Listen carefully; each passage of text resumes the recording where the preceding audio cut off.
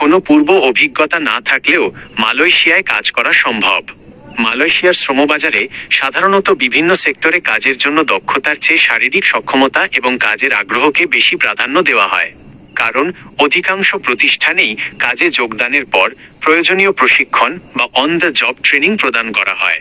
নতুনদের জন্য মালয়েশিয়ায় কোন কাজগুলো ভালো এবং কিভাবে এগোবেন তার একটি বিস্তারিত বিবরণ নিচে দেওয়া হলো। 1.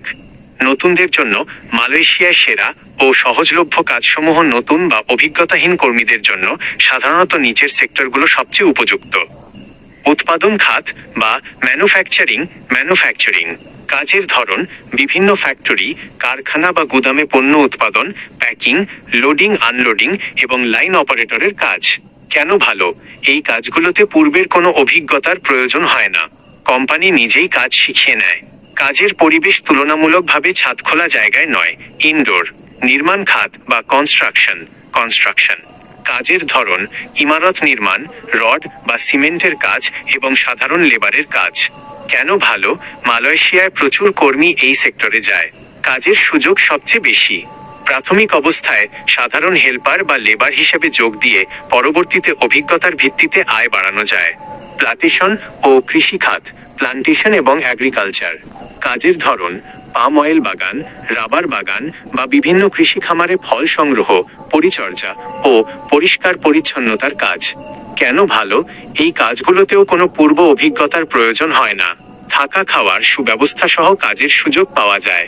সার্ভিস ও হসপিটালিটি সার্ভিস সেক্টর কাজের ধরন রেস্তোরাঁ বা হোটেলের কিচেন ক্রু, ক্লিনিং স্টাফ কিংবা সুপার শপে শেলফ সাজানো বা ক্যাশ কাউন্টারে সহযোগী। কেন ভালো? আপনি যদি একটু ইংরেজি বা মালয় ভাষা শিখতে পারেন তবে এই সেক্টরগুলোতে কাজ করা বেশ আরামদায়ক এবং কাজের পরিবেশও ভালো হয়। 2. অভিজ্ঞতা না থাকলে যেভাবে প্রস্তুতি নেবেন। আইনি প্রক্রিয়া অনুসরণ করুন। দালালের চক্রে না জড়িয়ে সবসময় বৈধ রিক্রুটিং এজেন্সি এবং সরকারি নিয়মকানুন যেমন বিএমইটি বা বয়েসেলের মাধ্যমে মেনে যাওয়ার চেষ্টা করুন। বৈধ ওয়ার্ক পারমিট বা ভিসা ছাড়া মালয়েশিয়ায় যাওয়া সম্পূর্ণ অবৈধ এবং ঝুঁকিপূর্ণ। শারীরিক ও মানসিক প্রস্তুতি মালয়েশিয়ার আবহাওয়া এবং প্রবাস জীবন কিছুটা চ্যালেঞ্জিং হতে পারে।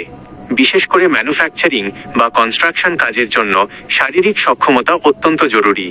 ভাষা ও মৌলিক দক্ষতা কাজের শুরুতে কোনো অভিজ্ঞতা না থাকলেও সাধারণ ইংরেজি বা মালয় ভাষা যোগাযোগের মতো আয়ত্ত করতে পারলে কাজের গতি ও পদোন্নতির সুযোগ দ্রুত বাড়ে।